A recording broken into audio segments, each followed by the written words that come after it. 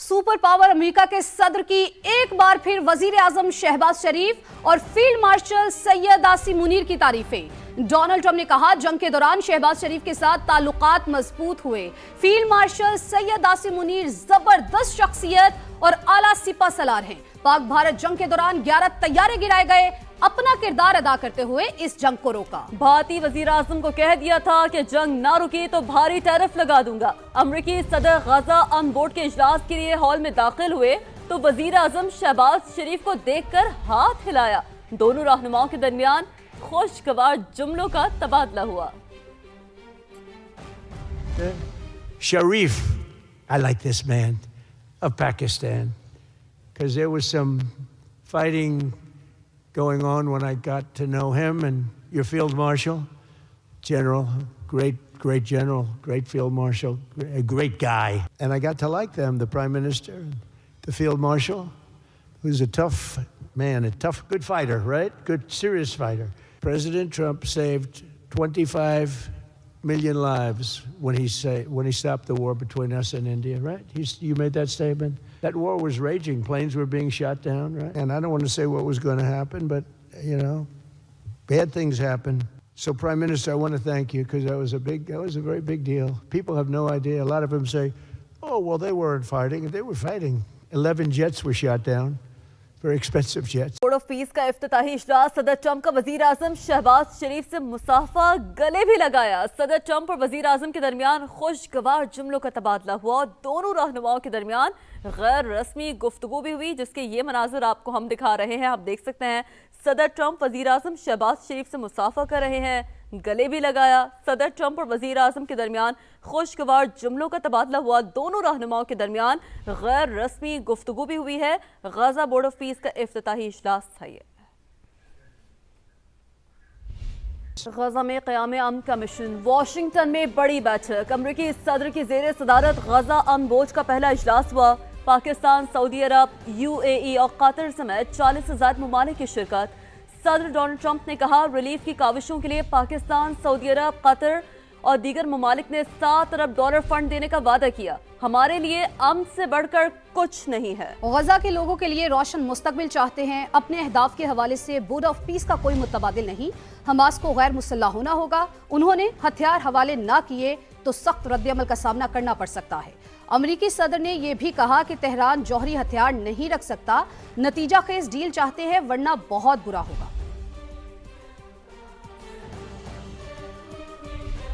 अपनी फौज अमन के लिए दे सकते हैं, हमास को गैर मुसल्लह करने के लिए नहीं। गजा बोर्ड ऑफ पीस में इसराइल के होने ना होने से हमें फर्क नहीं पड़ता, पाकिस्तान ने वाजे कर दिया। तर्जुमान दफ्तर खारजा ताहिर हुसैन अंद्राबी ने कहा, पाकिस्तान इंटरनेशनल स्टेबलाइजेशन फोर्स से मुतालिक अपनी रेड लाइन जाहिर कर चुका है। फोर्स का मैंडेट सामने आने तक हतमी फैसला नहीं किया जा सकता। यहाँ सियासी मंजरनामे से जुड़ी बड़ी खबर, PTI से डील की कोई बात हुई है न राब्ता हुआ है। एस्टैब्लिशमेंट की तरफ से भी कभी डील की ऑफर हुई ना होगी। मुशीर वज़ीर आज़म राना सनाउल्लाह का एक बड़ा बयान सामने आया है। प्रोग्राम नदी मलिक लाइव में कहा, अगर उन्हें ये कहा जाए कि बानी से मुलाकात को इदारों और इदारों के सरबराहों के खिलाफ प्रोपेगेंडे के तौर पर इस्तेमाल ना करें तो आपका मसला हल हो सकता है। तो इसे डील नहीं कहा जा सकता। राना सनाउल्लाह का कहना था कि इनके ख्याल में जेल और इलाज के मामले में मोहसिन नकवी का कोई किरदार नहीं था।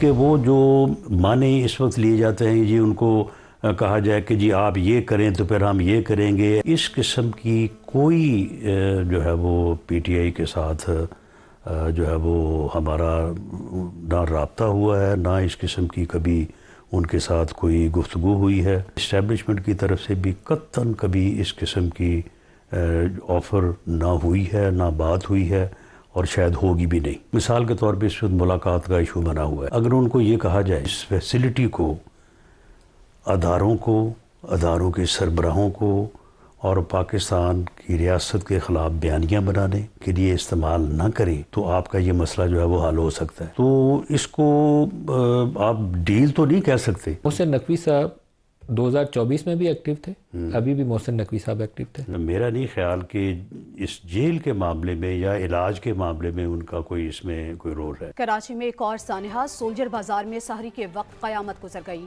35 गज पर कायम 3 मंजिला रिहायशी इमारत जोरदार धमाके से जमीन बोस हो गई। 8 खवातीन और 4 बच्चों समेत 16 अफराद जाँ बहक और 13 अफराद जख्मी हो गए। हुक्काम के मुताबिक धमाका गैस लीकेज के बायस पेश आया। नवीद कमाल की रिपोर्ट।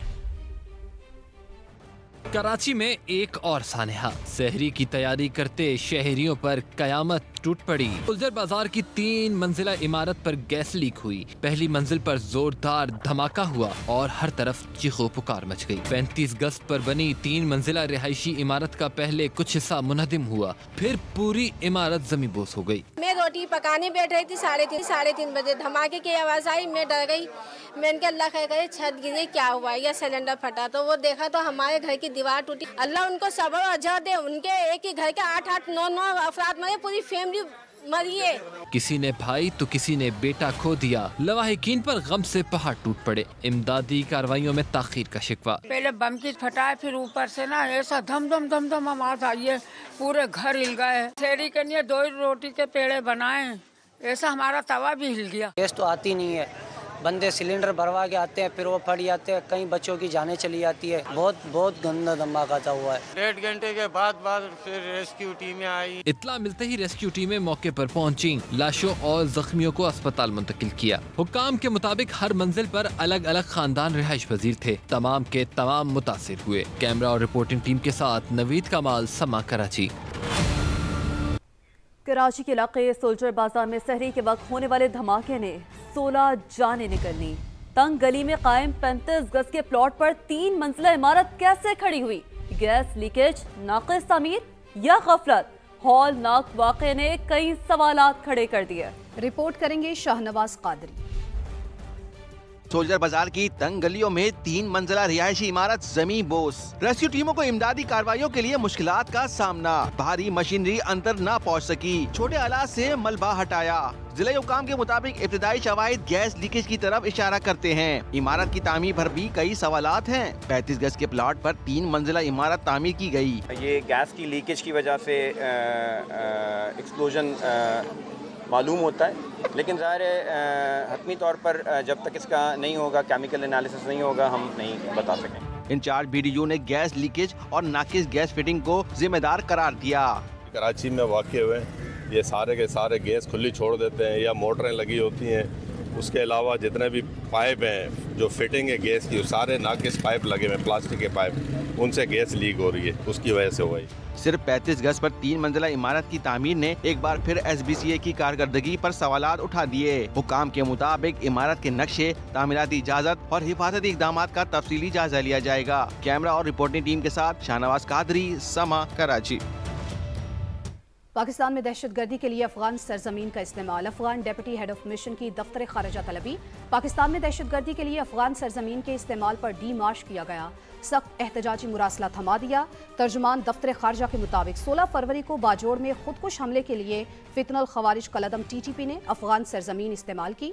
वजारत खारिजा ने गहरी तशवीश का इजहार किया कि फितनुल खवारिज कलदम TTP की क़यादत अफगानिस्तान में मौजूद और बिला रोक टोक सरगर्म अमल है। पाकिस्तान को अफगान अबूरी हुकूमत की जानिब से मुतादिद मौक़े पर यकीन दहानियाँ मौसूल हुई, लेकिन कोई नुमाया, ठोस और काबिल तस्दीक इक़दाम सामने नहीं आया।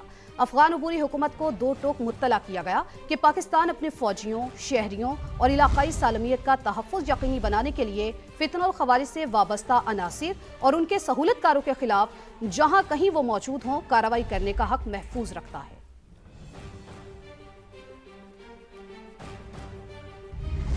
और अब बात बड़े प्लान की, बड़े ऐलान की। पाकिस्तान को जनूबी और वस्ती एशिया के दरमियान इक़्तिसादी पुल बनाएंगे। वफाकी वज़ीर मवासलात अब्दुल अलीम खान का अक़वाम मुत्तहिदा के इनलैंड ट्रांसपोर्ट कमेटी इजलास में बड़ा ऐलान। कहा NLC उज़्बेकिस्तान और कज़ाकिस्तान के साथ मिलकर तिजारती इनक़लाब ला रही है। पाकिस्तान महज ट्रांजिट मुल्क नहीं बल्कि मौशी राब्तों का मरकज़ बन रहा है।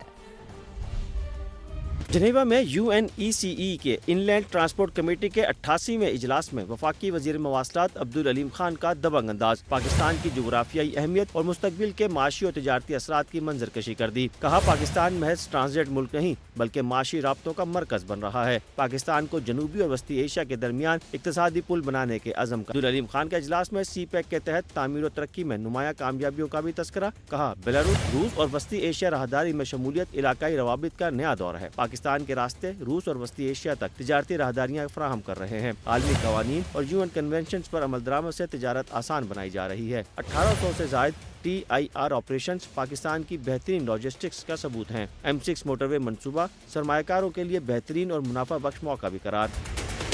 وفاقی وزیر مواصلات نے کہا NLC ازبکستان اور قازقستان کے ساتھ مل کر تجارتی انقلاب لا رہی ہے۔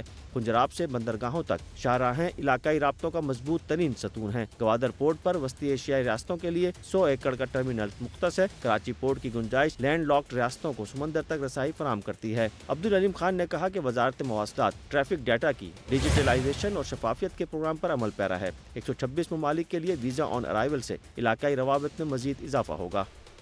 ابھی آپ کو براہ راست واشنگٹن لیے چلتے ہیں، جہاں پر ترکی کے وزیر خارجہ کا غزہ امن بورڈ کے اجلاس سے خطاب جاری ہے۔ Mr. Hakan Fidan was addressing the Board of Peace meeting as is underway in Washington, D.C. and he has said that there are multiple ceasefire violations which have been committed as we have seen since that ceasefire was reached on 10th of October. He has also said that Turkey is ready to contribute. Gaza امن board کا اجلاس اس وقت Washington میں جاری ہے۔ Australia میں قومی hockey team کی ناقص رہائش کے معاملے پر PHF کے صدر طارق حسین بگٹی نے مستعفی ہونے کا اعلان کر دیا۔ بد انتظامی پر پاکستان سپورٹس بورڈ کو قصوروار قرار دیتے ہوئے وزیر اعظم شہباز شریف اور فیلڈ مارشل سید آصم منیر سے کمیٹی بنانے کی درخواست کر دی۔ لاہور میں نیوز کانفرنس کرتے ہوئے ہاکی ٹیم کے کپتان اماد شکیل بٹ پر 2 سال پابندی کا بھی اعلان کر دیا۔ وزیر اعظم نے پاکستان ہاکی فیڈریشن کے صدر طارق بگٹی کا استعفیٰ منظور کر لیا۔ محی الدین احمد ایڈ ہاک صدر ہوں گے۔ الیکشن کروانے تک وزارت بین الصوبائی رابطہ کے سیکرٹری محی الدین احمد PHF کے انتظامات سنبھالیں گے۔ قومی ہاکی ٹیم کے ساتھ دورہ آسٹریلیا میں شدید بدنظمی کے بعد طارق بگٹی نے استعفیٰ دے دیا تھا۔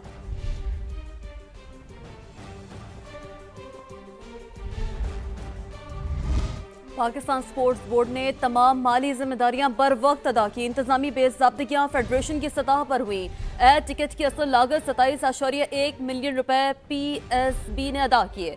ویزا غلطیوں سے اضافی 9.7 ملین روپے کا بوجھ برداشت کیا۔ پاکستان ہاکی پلیئرز کو ریلیف مل گیا۔ چیئرمین PCB محسن نقوی عارضی طور پر ہاکی کے تمام مسائل دیکھیں گے۔ ہاکی ورلڈ کپ کوالیفائرز کے لیے کل سے تربیتی کیمپ لگانے کا حکم بھی دیا گیا ہے۔ ایونٹ کے تمام انتظامات PCB خود دیکھے گا۔ لاہور سے فہد بھٹی کی رپورٹ۔